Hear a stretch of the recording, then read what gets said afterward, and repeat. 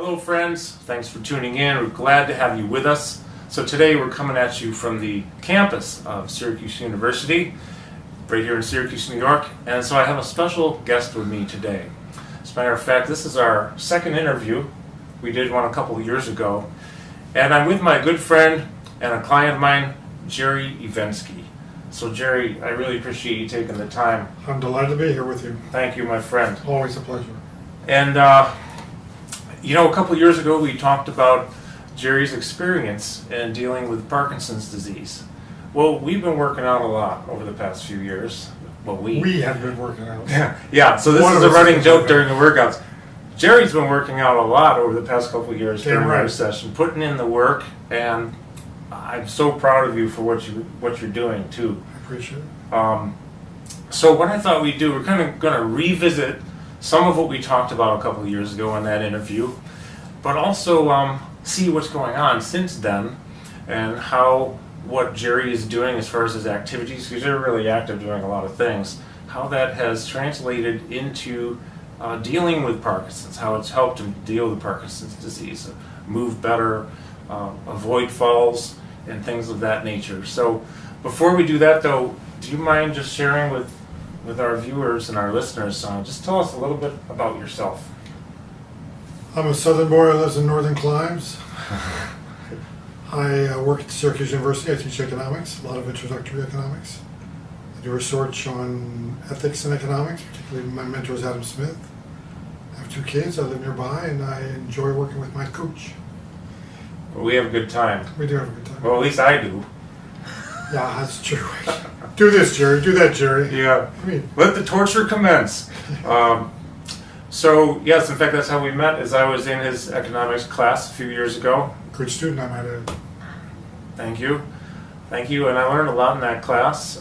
We met during about got to know each other mid-semester.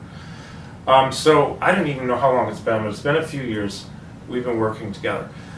And so I want to just share, first of all, you were diagnosed 7 years ago, right? Correct. So right now, as we're recording this is July 11th, 2017. It was 2010, sometime during 2010. Okay. If you don't mind me asking, how old were you I was at the time of diagnosis? 61 to 62, somewhere in that range. Okay. What were your first symptoms? I know the answers to most of these things, but we wanted to bring the answers to you. How did you find out about this? I was aware that my hand had a tremble. I didn't want to call it a tremor. I sort of ignored it because I thought it might go away. So my friends began to point it out, and I realized it wasn't going to go away. So I went in to find out what was wrong, and that's when I got diagnosed. Okay. Now, right side is what was tremoring, right? Correct. Mm-hmm. As you can see, it still does. Okay. Right. So, so you went to the doctor. You must have made your way to a neurologist at some point. Correct. How long was the gap between somebody pointing out the go get checked and then getting an actual diagnosis? Well, given the complications of getting an appointment set up, it was probably 2 months, actually. Okay. Maybe even more. There was a gap. Okay. There was a gap. Because that's something I find in my travels, teaching workshops, that some people are diagnosed within a few months or a couple of months. Sometimes it takes a year or two or years sometimes. As soon as I walked in and got observed, I was diagnosed. It was pretty straightforward. Okay. So you got the diagnosis. How did you feel? What was going through your emotionally? How were you feeling? How did you handle that? How did you process and go through that particular that news? It was distressing, to say the least. I mean, it's one of these things that's not going to get better and it could get really bad. So my first thought was, well, okay, how am I going to deal with this? And I started thinking about exercise, and I asked the doctor to diagnose me what kind of constructive things. I mean, I got various kinds of prescriptions for it, but I knew there was more to it than that, so I just thought about how I could build up my body to sort of I can't stop the process, but ameliorate the process. Right. Make life more tolerable, maybe slow it down if humanly possible. But I didn't want it to define me. I guess that's the biggest thing I thought to myself was I don't want this to define my future. It's a part of my future. Getting old is a part of my future, so it's just part of getting old. Interesting you say that, because I've had that conversation many times about I have Parkinson's, but it does not define me. It's not who I am. Right. And it's actually become a part of the workshops now. It's become a part of, so the trainers realize, first of all, it's a terrible way that I say this, but I want them to be caught, their attention to be drawn to this, is people with Parkinson's are people too. And so what we mean by that is it doesn't define who they are. It doesn't define anything other than they live with this condition, they live with this disease. It also doesn't mean it's the only thing they deal with. Exactly. I mean, we've had people with cancers, heart problems, all kinds of different things. So that's why it's kind of ridiculous to say it that way, but really I want it to stand out. People with Parkinson's are people too. They just happen to have Parkinson's, and it doesn't define you. And not only that, I mean, everybody's got something. I have a very dear friend who has Alzheimer's. I feel blessed compared to him. So, I mean, it's just my something, and I'll deal with it constructively. Well, I know that you inspire me a lot too, because there's several reasons for that. One of those is just his whole fighting back approach and mindset to this. Another one is he beats me and does better than I do on many balance exercises. I didn't say much. I got some work to do, especially the lateral ball toss. I'll tell you, you nail that one every time, man. It's like, Gerry, this is great though. I'd rather have you beat me. Honestly, I think it's great. So, you have now been diagnosed. You've gone through this fighting back. You've come around to it doesn't define me. I'm going to move forward. It's a part of my future. Deal with it the best I can. Now, I happen to know that before you were diagnosed, you were very active. Right. So can you tell what you were doing for a long time before that? Well, for many years I ran about 6 miles a day, and then I hurt my hips. So see, that's some of those things you get. So I switched to swimming, and I swim about 35 minutes a day in the morning.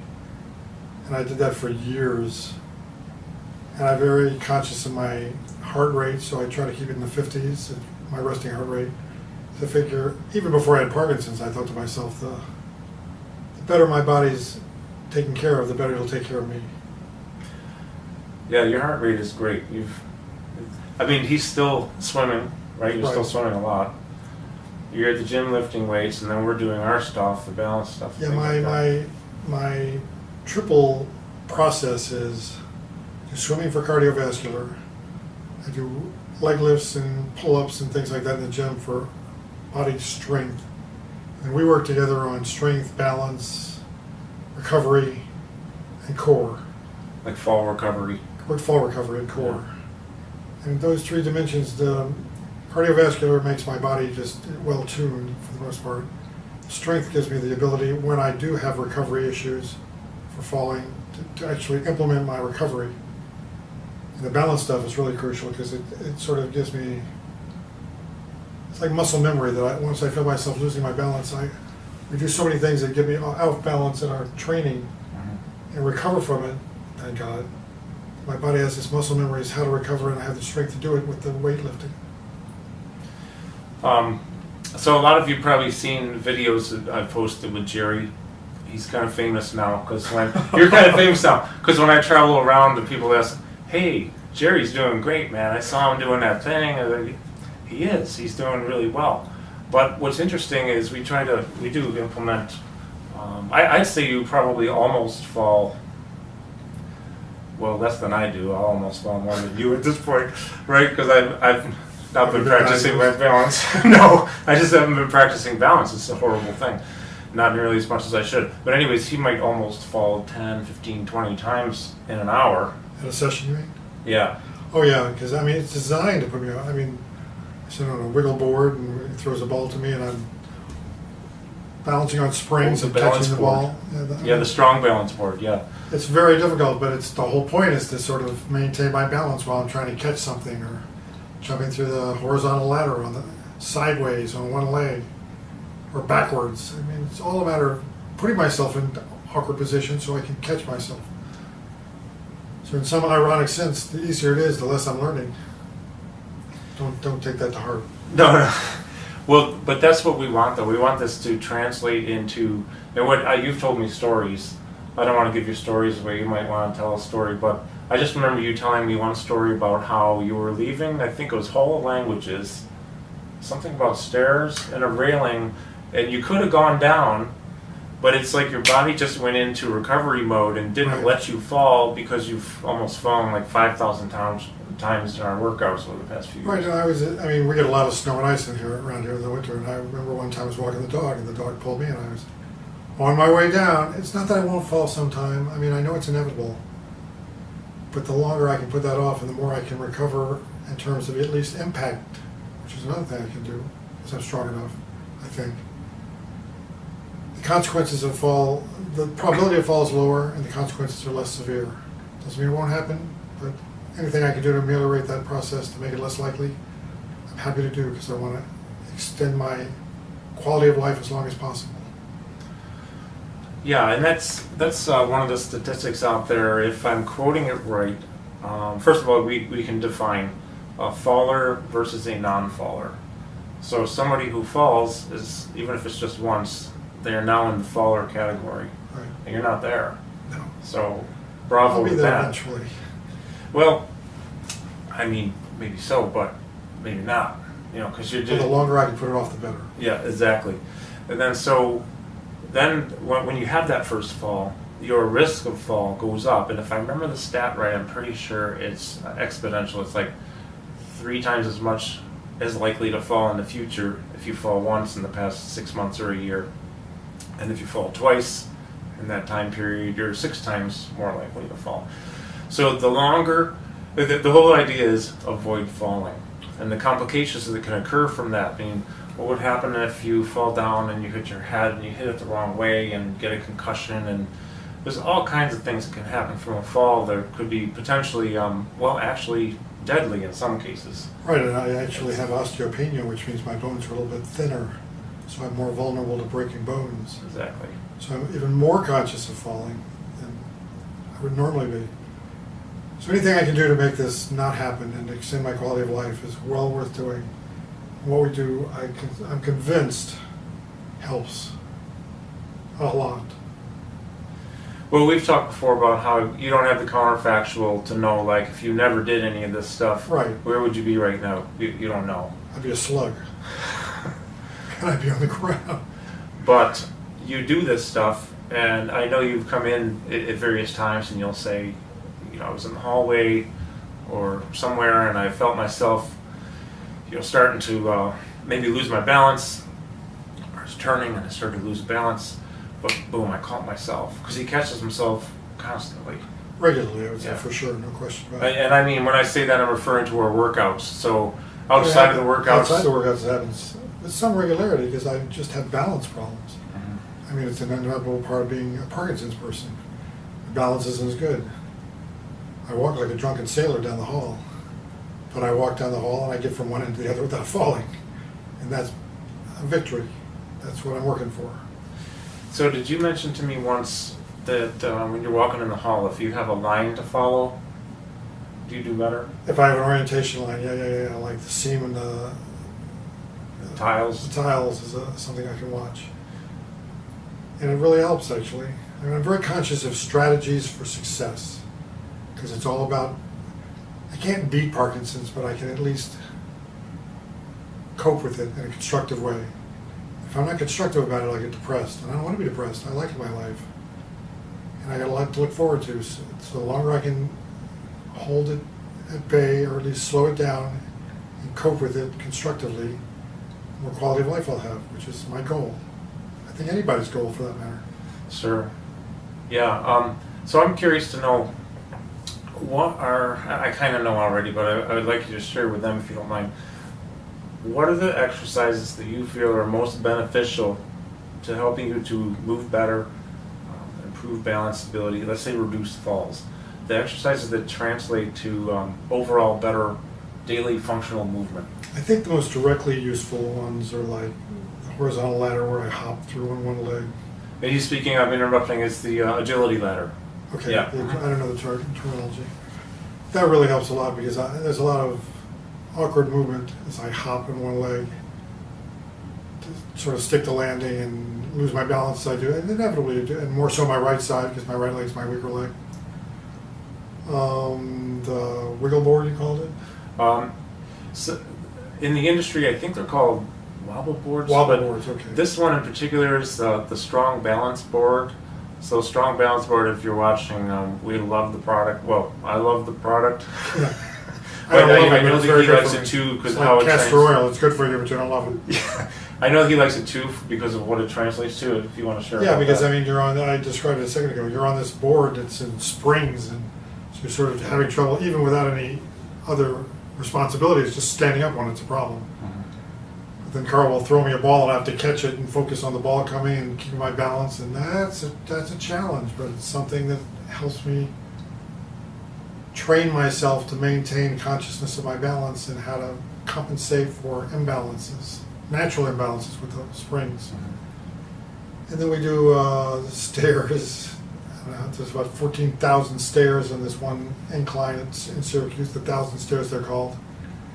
We do step to balance, so we step up and one leg, just hold it up and balance on it. And as we're moving up the stairs, that's It's 178 steps. I counted, but it feels like It's a lot of 1,000. steps. It's Yeah, it feels 1,000. like 1,000. Good for the heart rate too. You're damn right. Yeah.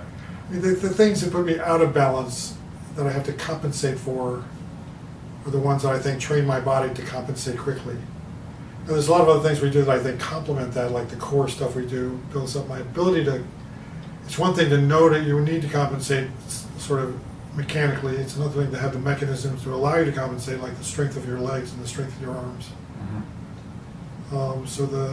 And the core is the central strength mechanism. So, where with you on balance and core is probably the heart of my success so far. And swimming gives me the cardiovascular well-being, which I think helps my brain actually. And working out in the gym with the weights helps me just have the strength to adjust when I'm to catch myself. Sure. So for trainers out there who are watching, one of the things we want to make sure we're addressing is safety first. So when he talks about the wobble board, we've got a wall behind him. You know, we're not doing that one outdoors because there's The no one wall way I'm outdoors. most vulnerable to falling dangerously is backwards. And those are the worst kind of falls. Yeah, so the wobble board is up against the wall, so if I start falling to the left, to right, or forward, I can always adjust myself. Backwards is more problematic, and if I sometimes fall backwards, the wall is there. Yeah, because I mean, you were throwing this ball at you, and you're Right, like, if I catch it up "Man, here." if you jerk up like this and fall backwards, well, we have the wall behind him, so we're always thinking safety first. If there wasn't a wall there, I wouldn't be doing that with him. I'd find something else. With the stairs, there's a railing. So the railing's right there. If he steps up to balance and he's, 170 steps up, Exhausted. 200 feet elevation, and he could go rolling down. Well, he's not gonna because I've got the railing right there, and I'm right next to him. So always remember, these things are great to do. We want to make sure that safety is a number one concern with any client. But if they have balance issues, we really want to be especially mindful of putting them in a safe environment as possible, because the last thing we want is injury. The whole point is to avoid falling. Yeah. So he may almost fall 20 times an hour during our sessions, but it's a controlled situation. It's the safest we can make it. Right. Now, let's touch on this cardio. So first of all, we have no proof of this. Like, I'm going to say something, and I'm going to say also that I don't have proof to back this up. However, we know that when you're doing cardio, you're doing the running 6 miles a day for however long you were doing that, or you're doing the swimming, you've got your heart rate jacked up, right? Right. So we know that when we're doing this, and those of you who've attended my workshops or done some research on this, you're going to know that there's a growth hormone, a protein called brain-derived neurotrophic factor. Excuse me. It's like my favorite thing to talk about. Otherwise, short for that is BDNF. That gets produced with cardio, repetitive cardio, just raising the heart rate. Could be just walking as fast as you can for 20, 30 minutes. That protein is also considered like miracle grow for the brain. Because what it does, according to research, now this is all just from neurologists, I don't think I ever had an original thought. I don't make this stuff up. This comes from the neurology world and from experts. And you can get online, you can find out about this stuff. BDNF will help to, as it's created in the brain during exercise, especially cardio, it can help to slow the progression of dying brain cells. So in Parkinson's, we know that the substantia nigra is the area that's starting to lose brain cells. They're dying. And that's where dopamine is produced. And you can find out more if you just go online and look it up. But bottom line is, if we can slow down the progression of those dying cells, that's a good thing. I know with Alzheimer's, there's a study that came out back in March that they referred to BDNF as slowing death of brain cells in the hippocampus. That's the area that's affected in Alzheimer's, right? So, but in addition to slowing down the death of dying brain cells, it's believed, again, I don't have any proof, but it's believed by the medical world and neurology world that it also may give birth to new brain cells. Well, that's kind of cool, right? So you have slow progression of disease, probably, let's say probably, maybe get some new brain cells. And then we're doing cognitive stuff too. We don't do it in every workout, but we were doing some stuff yesterday that was fun for me. Right? It's the way it always works. This will be fun for me. Let's Carl try likes it. Let's do it because it's good for you. What we're going to do next? What we? Yeah, he. So, anyways, that is such a powerful thing. Now, I'm going to take it a step further. So you're active for so many years before. You're doing this for a long time, running, swimming. We have no proof, but maybe it helped to delay the onset of the disease. It couldn't have hurt. God knows it couldn't have hurt. We know it didn't hurt, and I know a lot of the neurologists think that it could help to delay onset of certain diseases. Maybe it helped to delay your onset. And actually doing all these potential fall situations that are under control situation, those new pathways in my brain. Yes. So the cells that are still there learn new behaviors that are functionally useful. He told me yesterday he only has 2 cells and one's dysfunctional. I know that's not right. So the other one works pretty damn well, thank you. And as you can tell, we have no fun when we're together at all. It's terrible working with you. No, it's great working with you, actually. I love it. We have a good time. I have a good time. I think of it as working with somebody who worked for the Spanish Inquisition and just sort of on the sideline does this. It's fun, right? But let's go into that firing new brain cells thing too. That's another area that's really important. So they say if you read the book called The Brain That Changes Itself by Norman Doidge, D-O-I-D-G-E, it's actually my favorite brain book ever. And I just finished it, and I'm going to actually reread it again and go through with a highlighter and make some more notes. There's another book called Gerry's Brain, which is only 2 pages. Okay, so anyways, they talk about like neurons that fire together, wire together, right? So think of it's wintertime and you're in our area. Westcott Reservoir is a well-known place to go sledding, except they outlawed it now, but it used to be fun. So you have a lot of snow overnight. You're the first one out in the morning, and you're starting at the top of the hill, and you're making a new path in the snow, right? Well, you never go as fast at that because you're creating the pathway. But if you climb back up the top, take that same exact path down, it gets faster, snow gets packed down, the pathway is nice and well groomed now. It's like you're flying down that thing. So this is kind of how it is with our brain cells. When we learn to do something new, which you've learned to do so many things like at once, I can't help thinking you got a whole bunch of pathways that are there now that weren't because of how you're performing. And so that my analogy basically is in the brain, these cells, it might be rough at connecting at first, but the more they connect and fire together, the more they wire together, and we develop a new skill. Well, I would say indicative of that is the fact that when I go through what's the ladder called? Agility ladder. The agility ladder, I can do it more effectively now than I could when we started. Oh, With definitely. the same challenge. And Yeah. actually, I can do more challenging things better than I couldn't do to begin with. So that's indicative of this concept. Totally, yeah. And that, actually, we've done quite a few things like that. One of my other favorite ones comes from my dear friend Dr. Perry Nicholson, the Infinity Walks, the figure 8. Right. That's relatively new we started doing. That's pretty cool. Yeah, when I finally got the hang of it and I could do it backwards, that was pretty cool too.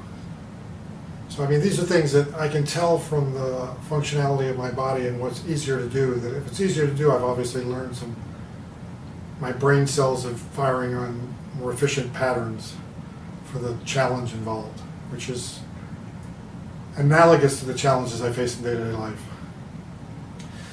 Well, being serious for just a minute here, maybe for 10 seconds. I am so proud of what you've been doing, because you're a great example of somebody who's committed, doing what it takes to maintain or improve. In your case, you're improving, I would say, certainly your movement, that quality of life, and you're not letting this thing beat you down. You know, and that's an inspiration to me, and that's one of the reasons I wanted to have you back again and do this interview, is just to talk about more details about what we do, because we just talked a lot more now than we did in the previous interview, and hopefully this reaches some people out there and inspires them. I hope it inspires you, because I know you inspire me greatly. Well, you know what I would say to people who, there are people in much worse condition than I am, but whatever your condition, you want to enjoy your life as much as humanly possible. And if you can make it better by working with somebody like Carl, who does wonderful things for me, find somebody to work with, because it's worth the work. Really worth the work. Yeah, you're doing great, man. You're doing fantastic. It's a team effort. It is. We are a team. I am long term. It's the long haul, we always The say, long right? haul. We're in this for the long haul. We're both in it for the long haul. Hopefully it'll be a very long haul. Yeah. Anything else you want to share? He's a twerp. Hey, it's true. And a wonderful one at that. Well, thanks, Gerry. A pleasure. Thanks Always a again. pleasure. I appreciate that. Thank you so much, everyone, for tuning in. If you go to parkinsonsregenerationtraining.com, you can find out some more information about the workshops that I offer. We have some exciting news coming up about another project real soon, which we'll announce when it comes out. So stay tuned. Yeah, stay tuned, and then get online. Go to the just search my name, Carl with a K. So Carl Sterling, Sterling. Go to YouTube, put that in. You're going to see a channel pop up, and you can see a lot of things that we do. I have videos with quite a few with Gerry, and then from workshops all over the country. So you can get an idea of some of the things you can do to help yourself if you have PD, or if you're a trainer, things you can do to help your clientele. So with that, thank you again for tuning in. Thank you, Gerry. Good luck. Yes.